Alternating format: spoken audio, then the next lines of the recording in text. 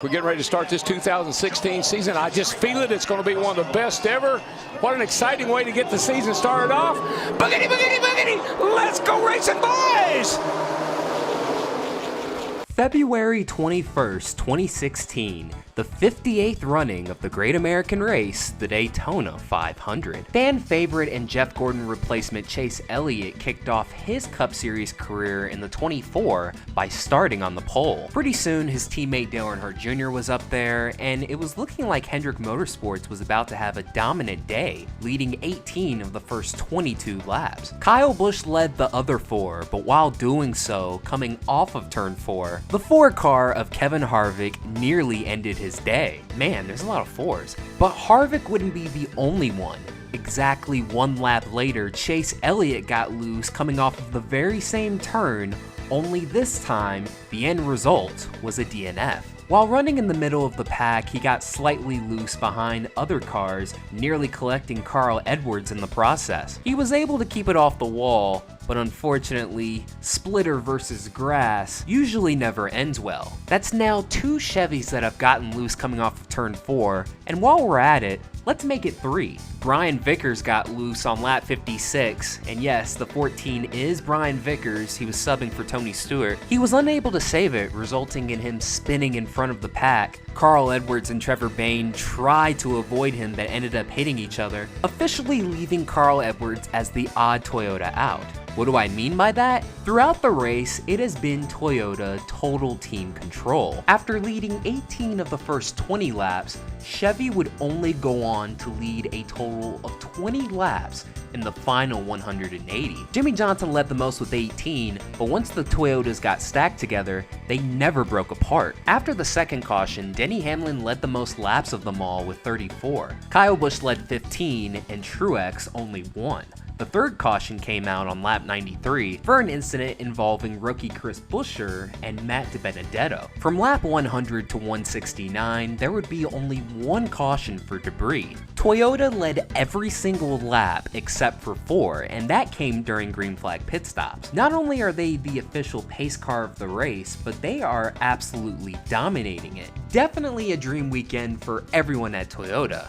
Well, everybody except Carl Edwards. While they've been off the pace relative to their teammates, they're still drafting in the main pack. As the race continues to wind down, it's becoming apparent that it's Toyota's race to lose. The new question became who was gonna win amongst the 4. You gotta remember, there's 2 different teams. You have the 11, 18, 19, and 20 cars of Joe Gibbs Racing, all while the 78 of Furniture Row ran as a single car operation. However, they do have an alliance with JGR, making it a 5th satellite entry. Nobody else but them can lead this race outside of green flag pit stops, so everyone was waiting for the next caution to come out. On lap 170, Dale Earnhardt Jr. became not only the 4th Chevy driver to get loose, the 3rd to spin out, but also the 2nd to DNF in the race. On the restart with 25 laps to go, the field bunches back up, Kenseth is let inside by Martin Truex Jr., and Toyota continues to dominate. Well, it's interesting because remember, Martin Truex was on a 1-car team a year ago with Furniture Row Racing. Now with their Toyota alliance and alliance with Joe Gibbs Racing, it's like a 5-car team with those 4 cars from JGR. And Martin said on the radio a while back, man, it's a lot of fun up here with some teammates. Clayton Hughes, the spotter for Martin, just told him, you're in position to win the Daytona 500. It's like a 25-lap heat race. Go get it. Let's hear from the leader.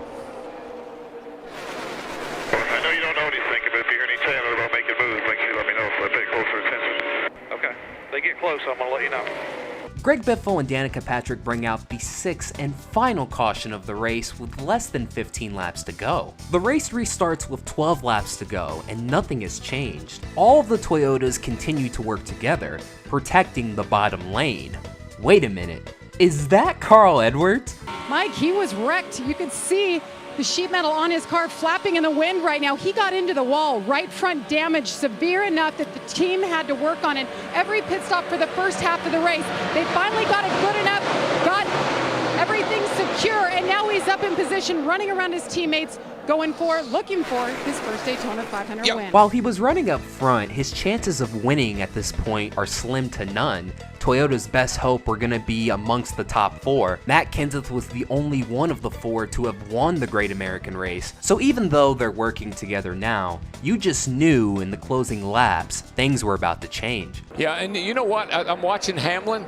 I just think he might be the one guy that tries to spoil this party. He keeps looking to the outside of Kyle Busch. He might be saying, Kyle, you go, I'll go with you. There's no way Denny Hamlin's going to be content in 4th place, not without at least putting effort into trying to make something happen. The main goal was to settle it amongst themselves, which is why the real racing didn't begin until they were coming to the white flag. Denny Hamlin pulls to the outside lane entering the tri-oval, but it's a little too early. He pulls back up to the outside lane entering turn 1, and it was on from there. They were able to get a run on the backstretch, and with a little side draft, they were killing the bottom lane's momentum. Because of this, Kenseth puts a bit of a gap between him and Martin Truex Jr., essentially leaving him as a sitting duck. Once they reach turn 3, Kenseth's spotter says, "Here comes the 11," giving Kenseth not a whole lot of time to react. As a result, he puts a massive block on Denny Hamlin. He quickly moves to the middle, making slight contact with the 20. In the blink of an eye, Toyota's perfect day was nearly ruined. No, Red! Kenseth saves it. Here they come to the line. This is the finish of the Daytona 500. Come on, Side by side, bouncing off each other. Unbelievable! I think it was Denny Hamlin. I have it as Hamlin by Hamlin. an inch. What a Denny finish. Hamlin. By Oh an my inch. goodness. Wow. Are you kidding me? I knew it, that's where it would have to happen off turn 4, but I didn't know how it was going to happen. Holy cow, baby! You are the man. Lambert, love you, buddy. Love you. The closest 500 Ever. Have you ever? No, I've never. Kenseth's regular spotter, Chris Osborne, couldn't spot for him at the start of the season because of a car crash. Substitute spotter Lauren Lanier didn't let Kenseth know that the 11 was coming until they reached turn 3. After getting past coming off of turn 4, this left Denny Hamlin and Martin Truex Jr. left to duke it out for the victory. Denny Hamlin beat Martin Truex Jr. to the line by 1/100th of a second, making this finish the closest in Daytona 500 history. Toyota led 156 of the 200 laps, and this was the beginning of a dynasty for Denny Hamlin in the Daytona 500, as this would be the first of 3 victories in the Great American Race over the next 5 seasons. This also leaves another NASCAR what if. What if Matt Kenseth's regular spotter was spotting for him that day? Would the result have been different? We'll never know.